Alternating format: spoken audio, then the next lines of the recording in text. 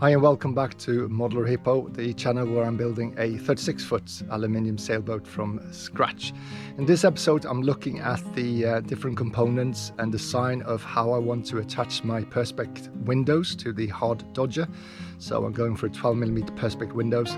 These are the components, and the reason for posting this is to see if anyone has any concerns with the design or can suggest any improvements. So let's take a look.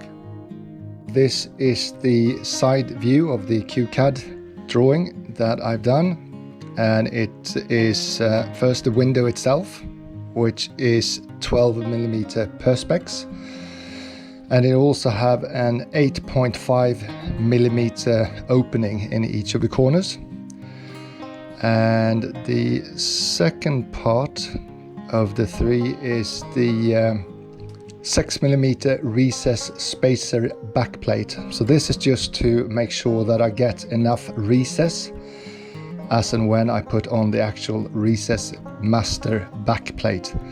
So I want to come up to 11mm, so this 6mm plate is needed. The actual master recess backplate itself has dedicated space for the M5 bolt that I will be using each corner, so therefore you can see those little ears sticking out.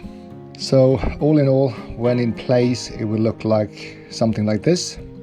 So obviously you won't see the back plates, you will only see the window being recessed into the actual dodger itself. So these are the different components and thicknesses that I'm going to use. So the first one, there is a 3mm gap between the actual window and the hard dodger itself, just so you can use the sealant because there will be movement. There is a 2mm M3 tape that will act as a bit of a sealant as well against the recess backplate.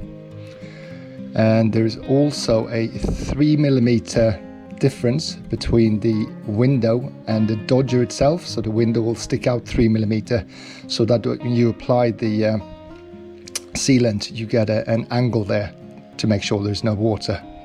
And then finally you have those 4 corner bolts that will be sit in each of the corner, which is an M5 bolt itself, and I'm going for 12mm Perspex. Thank you for watching. As mentioned, I'm about to put in an order for the cutting of the Perspex glass, as well as the cutting of the 2 different layers of the recess aluminium backplates. So if you see anything that causes any concerns or any improvements, then this is a good time to stick that into the comments so that I can incorporate that into the design. If you're new to this channel, feel free to subscribe, and also know that there is a separate playlist for the motor build and the actual boat build itself if you're interested. Thanks for watching.